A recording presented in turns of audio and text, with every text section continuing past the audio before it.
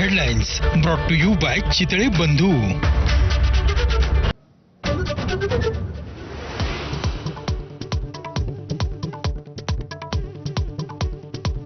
Operation सिंदूरमध्ये भारताने पाकिस्तानचे 600 drone हाणून पाडल्याची सूत्रांची माहिती। 8 आणि 9 तारखेच्या रात्री पाकिस्तानकडून हवाई हद्दीचा भंग।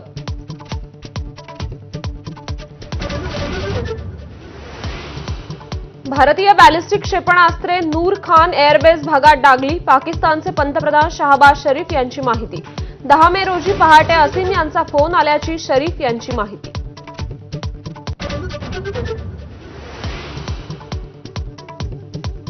भारत सरकार जगाला सांगणार ऑपरेशन सिंदूरचं सत्य। केंद्राकडून सर्वपक्षीय खासदारांच्या शिष्टमंडळाची स्थापना।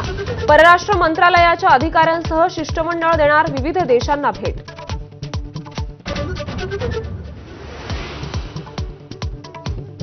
महबूबा मुफ्तींचा पाकिस्तानी पंतप्रधान शरीफ यांच्या सुरात सूर। चर्चेची वेळ आल्याचं वक्तव्य, तर शांती संदेशाने काम होणार नाही। भाजपचा मुफ्तींच्या वक्तव्यावर संताप। भारताला हवेत हाफिज सईद, मसूद अझहर, दाऊद इब्राहिम। मोस्ट वॉन्टेड दहशतवाद्यांची यादी पाकिस्तानला सोपवणार। पाकिस्तानची विश्वासार्हता सिद्ध करण्यासाठी दहशतवादी मागण्याची शक्यता। भारताने परवाना रद्द केल्यानंतर तुर्कीची सेलेबी एअरपोर्ट सर्व्हिसेस दिल्ली उच्च न्यायालयात कोणतंही ठोस कारण न देता राष्ट्रीय सुरक्षेची कारवाई केल्याचा दावा।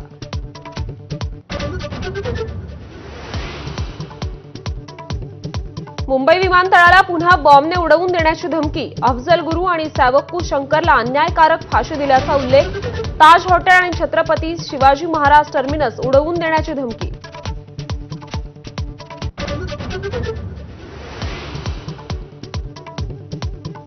खासदार संजय राऊतांच्या बहुचर्चित नरकातला स्वर्ग या पुस्तकाचं आज प्रकाशन। उद्धव ठाकरे, शरद पवार, जावेद अख्तर राहणार उपस्थित। पुस्तकात राऊतांचे अनेक खळबळजनक दावे।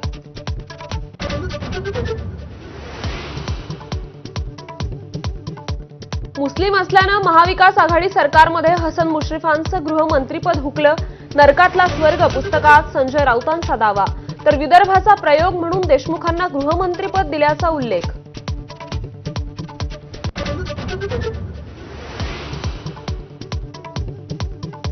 स्थानिक स्वराज्य संस्थांच्या निवडणुका 2 टप्प्यात होण्याची शक्यता। पहिल्या टप्प्यात जिल्हा परिषद, पंचायत समिती, तर दुसऱ्या टप्प्यात महापालिका निवडणुकीची शक्यता। दिवाळीनंतर बिगुल वाजण्याचा अंदाज।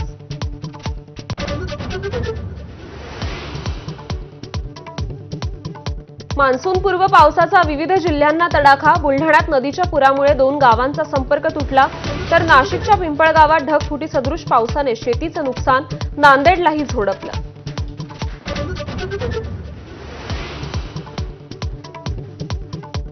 पुणे महापालिका निवडणुकीत महायुतीला ब्रेक लागण्याची शक्यता। फडणवीसांनी पुणे भाजपला दिलं 105 नगरसेवकांचं टार्गेट। पुणे महापालिकेत एकूण 166 जागा।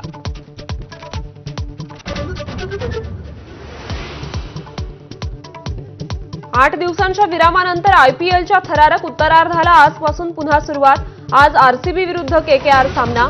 3 जूनला अंतिम सामना।